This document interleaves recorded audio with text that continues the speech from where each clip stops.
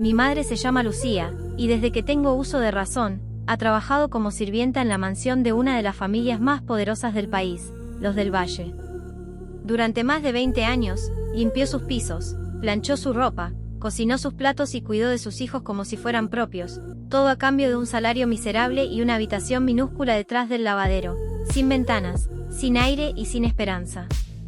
Yo, su hija, nací dentro de esa casa, pero nunca fui parte de ella. Crecí entre sombras, aprendiendo a caminar sin hacer ruido, a respirar sin molestar, a mirar sin ser vista. Mi madre me enseñó que el silencio era nuestra única protección, que mientras estuviéramos quietas y obedientes, podríamos conservar ese techo sobre nuestras cabezas. Pero la mansión era una prisión disfrazada de palacio. Los del Valle, especialmente la señora Amalia, la patrona, nos hacían sentir como cucarachas. Amalia era arrogante, cruel y extremadamente clasista. Disfrutaba humillar a mi madre en cada oportunidad, llamándola mujerzuela o mucama de porquería frente a sus invitados. Yo observaba todo con una rabia silenciosa que me ardía en el pecho. Sabía que algo no encajaba, que ese desprecio tenía raíces más profundas que el simple clasismo.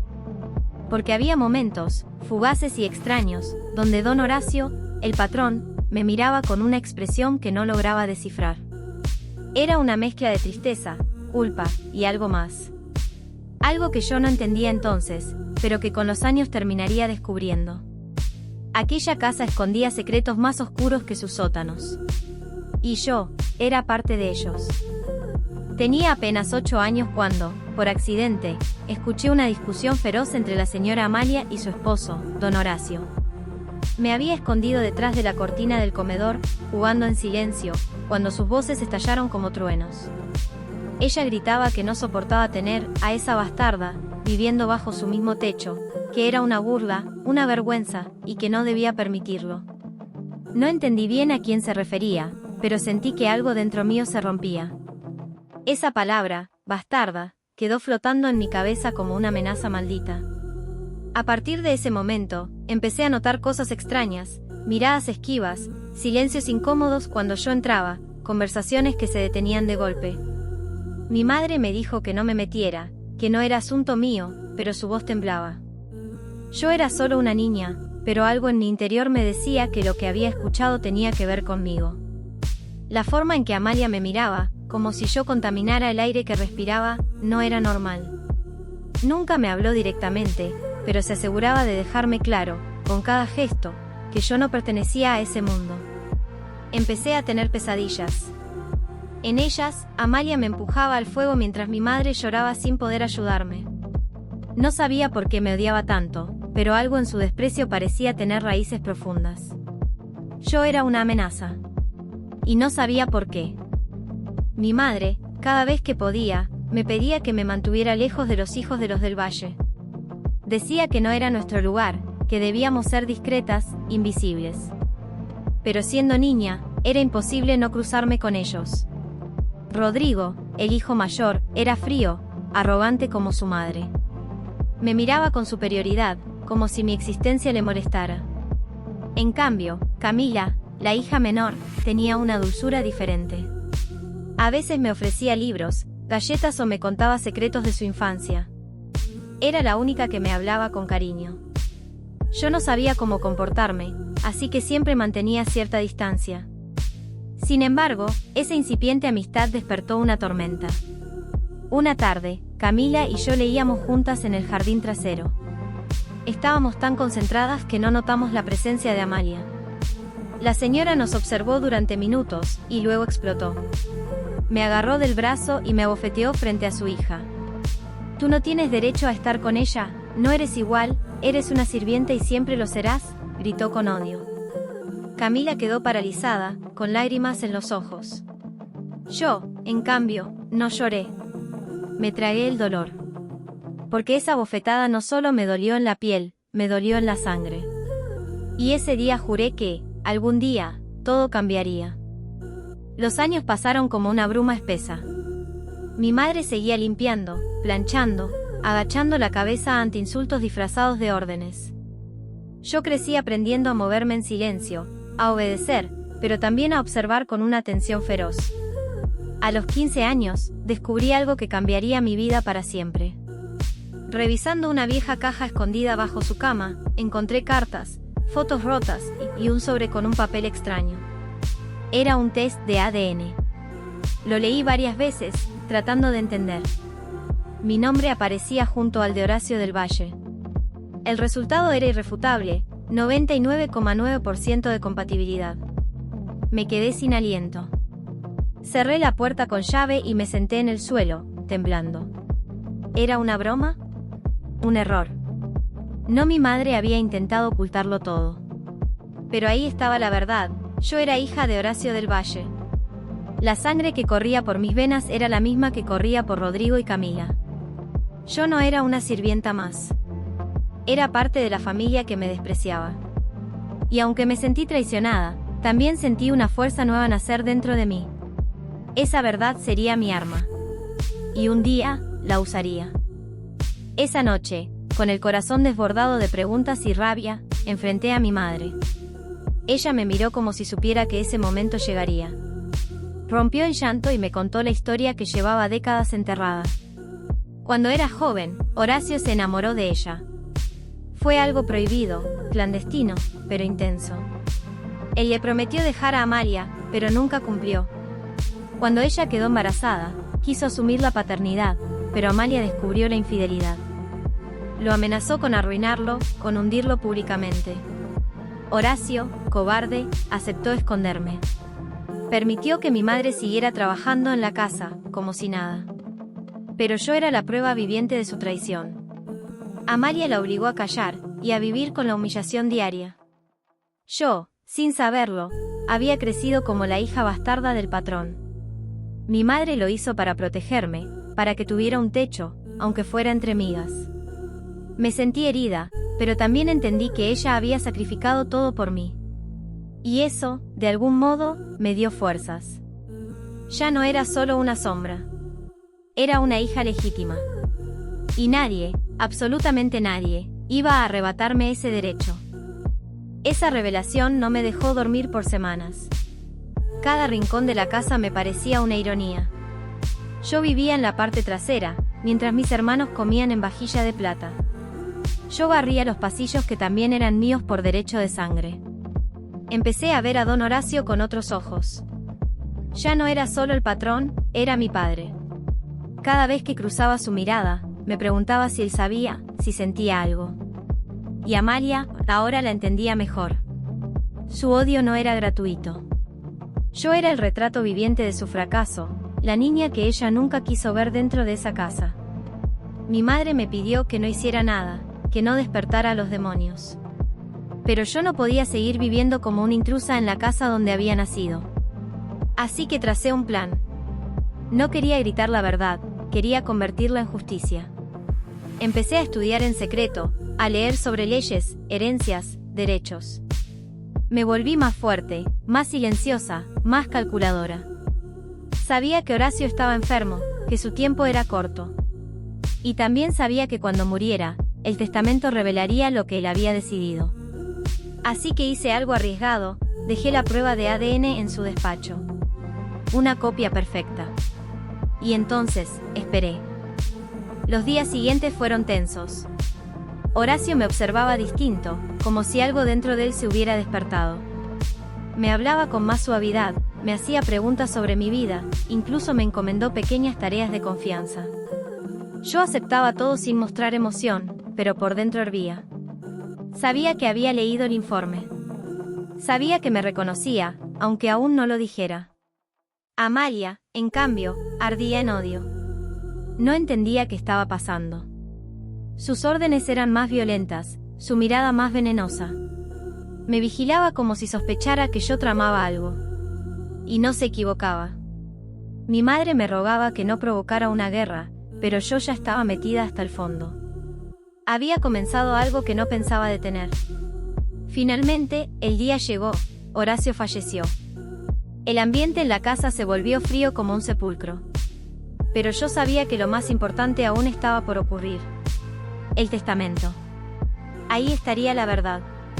Y cuando se leyera, todo, absolutamente todo, cambiaría para siempre. El salón estaba lleno de abogados, empleados y herederos ansiosos. Amalia con sus joyas, Rodrigo con su traje impecable, Camila con una tristeza genuina. Yo, en un rincón, fingía ser parte del servicio. Pero entonces, el abogado comenzó a leer a mi hija Anabel, y la sala quedó muda.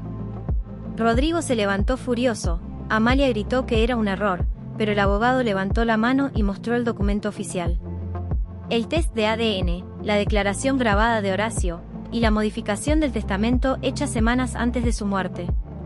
Me había reconocido legalmente como su hija. Me había dejado la mitad de su herencia. El caos fue inmediato. Rodrigo amenazó con impugnar, Amalia se desmayó. Camila solo lloraba.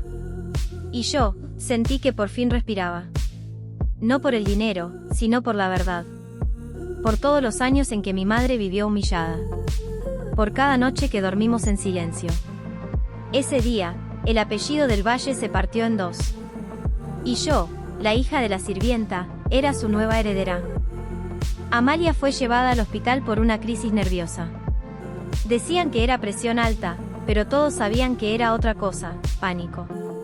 Perdía el control de todo aquello que creyó tener asegurado. Al regresar a la mansión, la tensión era insoportable. Rodrigo no me hablaba. Camila se me acercó en privado. Me abrazó, con lágrimas en los ojos, y me dijo, siempre sentí que éramos hermanas. Esa frase me atravesó. Me devolvió humanidad. Por primera vez, alguien de esa familia me reconocía como parte. Los medios no tardaron en hacer eco de la historia. Titulares como «La hija de la sirvienta que heredó la fortuna» aparecían por todos lados. Yo me mantuve en silencio. No di entrevistas, no busqué fama. Solo quería justicia para mi madre, para mí, para tantas como nosotras. Lucía seguía encerrada en su cuarto, temerosa.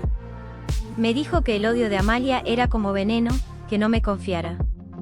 Pero yo ya no era una niña. Era una mujer con apellido, con voz, con fuerza. Y no pensaba dar ni un paso atrás. Un día, mientras organizaba documentos en el despacho de Horacio, encontré una caja vieja escondida entre libros religiosos. Dentro había otro testamento. Este era más antiguo, con fecha y firma notarial válida.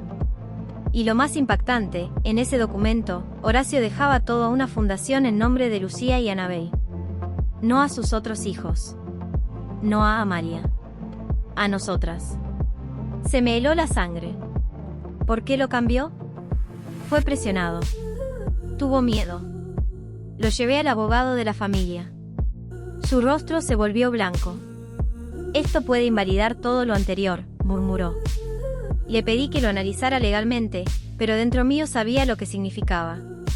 Esa era la verdadera voluntad de mi padre. Años antes de morir, quiso hacer lo correcto. Pero algo, o alguien, lo obligó a retroceder. Mi coraje creció. Ya no era solo cuestión de herencia, sino de dignidad. Mi madre merecía eso y más. Esa mujer que aguantó humillaciones, que crió a una hija con el alma rota, tenía que ver el final. Y esta vez, sería en nuestra propia sala, no desde la cocina. Rodrigo y Amalia reaccionaron con furia. Intentaron impugnar el testamento original, y cuando se enteraron del documento anterior, el que dejaba toda la fundación en nuestro nombre, contrataron a un equipo de abogados para invalidarlo. Alegaron manipulación, dijeron que mi madre había seducido a Horacio para obtener beneficios, que yo era una farsante.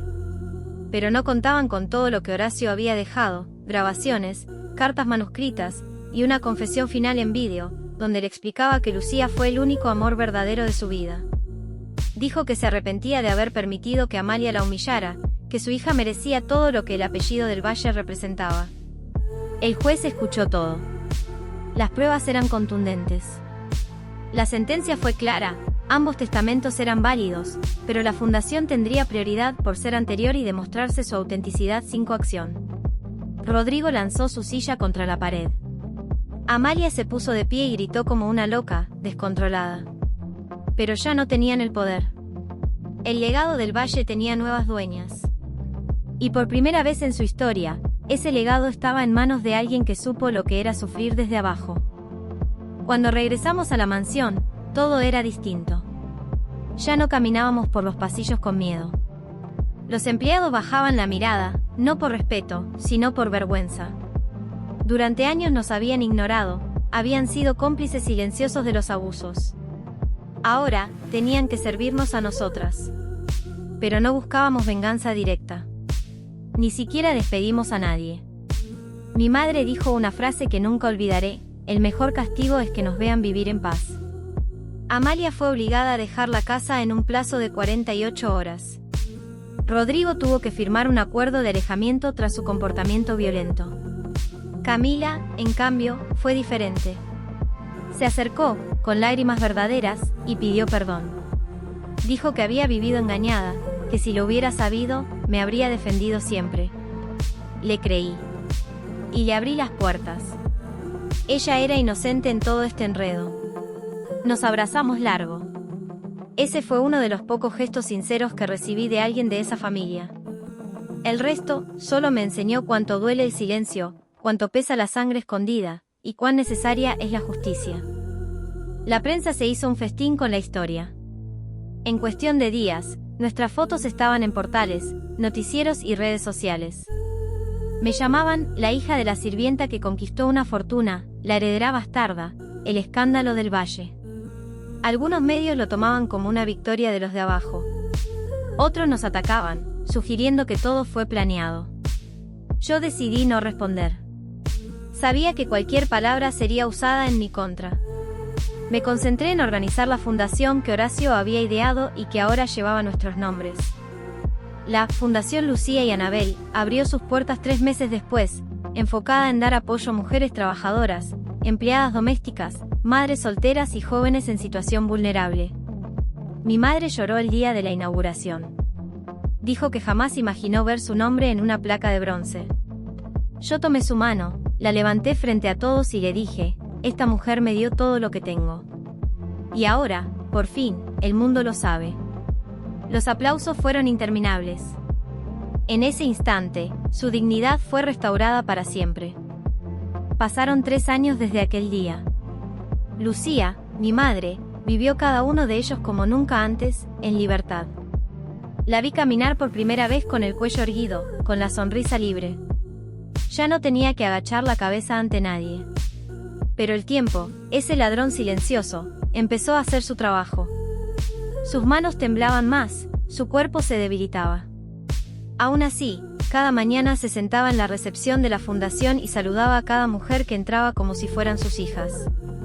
La llamaban Doña Lucía, y ella se reía tímidamente, sin creérselo del todo. Rodrigo se mudó al extranjero.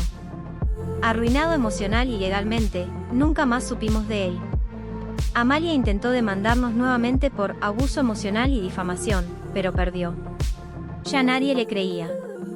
Incluso fue rechazada por sus amigas de alta sociedad. Su mundo se desmoronó lentamente, mientras el nuestro florecía. Camila se convirtió en parte activa de la fundación. Estudiaba psicología para poder ayudar a otras mujeres que vivieron traiciones similares. En medio del caos, ella también encontró su propósito. El día que mi madre falleció, sentí que el aire se detenía. Fue en su habitación, al amanecer, con mi mano entre las suyas. Me miró con ternura, me dijo que estaba orgullosa, que yo era su mayor victoria. Me pidió que no permitiera que el rencor me comiera por dentro. Vive libre, hija, susurró. Y se fue. Sin gritos, sin dolor. Con la paz de quien finalmente fue vista. Yo me encerré en mi habitación durante días. Lloré hasta quedarme seca. Pero cuando salí, lo hice con una decisión firme: honrar su legado.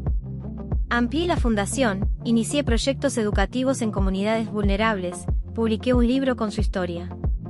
Lo titulé La hija de la sirvienta. En la dedicatoria escribí: a la mujer que me enseñó que la dignidad no se ruega, se conquista. Ese libro llegó a miles de lectoras que se sintieron reflejadas. Mujeres invisibilizadas que, por primera vez, se vieron en una historia real. La historia de una madre y una hija que sobrevivieron al odio y construyeron un imperio, no de dinero, sino de respeto y amor propio. Con el paso del tiempo, convertí la antigua mansión del Valle en un centro comunitario. Donde antes había órdenes, gritos y desigualdad, ahora se oían risas de niños, música, talleres de arte, cursos de capacitación para mujeres. Las habitaciones lujosas se transformaron en salas de lectura, estudios de formación y espacios de contención emocional. Cada rincón de esa casa tenía una historia amarga, pero yo decidí reescribirla con nuevos recuerdos. No dejé rastros de Amalia ni de su arrogancia. La casa ya no le pertenecía a nadie con corona invisible, sino a todas las personas que alguna vez soñaron con un lugar seguro. Camila organizaba actividades, dictaba charlas sobre autoestima y abuso emocional. Verla allí, codo a codo conmigo, me daba esperanza. Nunca imaginé que alguna vez podría sentir cariño por alguien con ese apellido, pero ella era distinta. Representaba lo que podría haber sido esa familia si el amor hubiera guiado sus decisiones. El centro se llenaba cada vez más. Gente de distintos barrios, clases y edades venía a buscar ayuda, y se encontraba con dignidad. Yo también había cambiado. Ya no era la chica que vivía escondida detrás de una cortina. Ya no temía hablar, ya no dudaba de mi valor. Pero no lo conseguí sola. Cada paso que di estuvo sostenido por la fuerza de mi madre, por su silencio protector, por su amor firme. A veces, en medio de la noche, me despertaba llorando, extrañándola con desesperación. Pero también con gratitud. Porque gracias a ella yo era quien era. En los medios, todavía aparecían notas sobre la heredera de la sirvienta, algunas amarillistas, otras emotivas. Aprendí a ignorarlas. Me importaban las voces de las mujeres que llegaban al centro y me decían, gracias por contarlo. Me pasó lo mismo. En ese momento entendía que todo lo vivido había valido la pena. El dolor, la humillación, la traición, todo se transformaba en algo útil. Rodrigo nunca volvió a aparecer. Se decía que vivía en Europa, endeudado y perdido. Amalia, en cambio, seguía en la ciudad, sola y olvidada, consumida por un odio que ya no tenía contra quién descargarse. Esa era su verdadera condena. Escribí otra carta para ella. Nunca supe si la leyó. No era una carta de venganza, sino de cierre. Le decía que la perdonaba, aunque no por compasión, sino por liberarme a mí misma del peso. Le decía que entendía su dolor, su frustración, pero que no podía justificar su crueldad. Y que, pese a todo, deseaba que encontrara paz. No obtuve respuesta. Pero algo dentro de mí se alivió. Seguí adelante. Organicé un congreso para visibilizar los derechos de trabajadoras domésticas, creé becas en nombre de Lucía, y cada aniversario de su muerte, plantaba un árbol en su honor. El jardín trasero de la mansión ahora estaba lleno de vida. Niños corrían, mujeres leían bajo la sombra, y yo los observaba desde la ventana de lo que antes era la oficina del patrón. El mismo espacio donde me escondía siendo niña. Ahora era mío. Y no por herencia, sino por construcción. La vida, a veces, te lleva por caminos oscuros. Pero si tenés la fuerza de enfrentarlos, podés convertir cada herida en una lámpara encendida para otros. Cada tanto, alguien me pregunta cómo logré superar tanto dolor. Siempre les contesto lo mismo, no lo superé, lo transformé. No olvidé los golpes ni las lágrimas de mi madre, ni las noches de frío y miedo. Pero decidí no repetir ese dolor en otras personas. Y ahí está la diferencia. Hay quienes se vengan con crueldad. Yo elegí hacerlo con justicia, con estructura, con amor. La verdadera victoria no fue quedarme con una fortuna o cambiar de apellido. Fue mantener mi humanidad intacta. A veces sueño con aquella niña que era yo, escondida, escuchando gritos, reprimiendo sus emociones. En mis sueños, ella me ve, me sonríe y me abraza. Sabe que lo logramos. Que salimos de ahí, no solo vivas, sino fuertes. En mi oficina tengo una foto de Lucía, joven, sonriente, con el uniforme de mucama. Debajo, una frase, mi madre no sirvió mesas, sirvió de ejemplo. Cada vez que dudo, la miro. Y recuerdo quién soy. Porque cuando una mujer toma el dolor de su historia y lo convierte en guía, se vuelve invencible. Y si estás viendo esta historia, si alguna vez te hicieron sentir invisible, si te dijeron que no eras suficiente, que solo servías para obedecer, no lo creas. Sos más que el lugar donde naciste. Sos más que el uniforme que te hicieron usar. Tu historia todavía no terminó. Quizá estés viviendo ahora tu capítulo más oscuro, pero te prometo que los giros inesperados también pueden llevarte a la luz. No dejes que otros escriban tu final. Toma la pluma, ensucia el papel, grita si hace falta. Pero no te quedes en el rincón. Porque incluso la hija de una sirvienta puede cambiar el mundo. Si yo pude transformar el desprecio en respeto, vos también podés. Si mi madre fue capaz de criarme entre la humillación y aún así darme amor, vos también podés sembrar dignidad. No te rindas. Porque el dolor no te define. Lo que haces con él, sí. Suscríbete al canal, deja tu comentario, contame si alguna vez sentiste que tu historia no importaba. Y recordá esto, hoy, somos muchas las que estamos escribiendo otro final. Si esta historia te tocó el alma, no te vayas sin dejar tu comentario.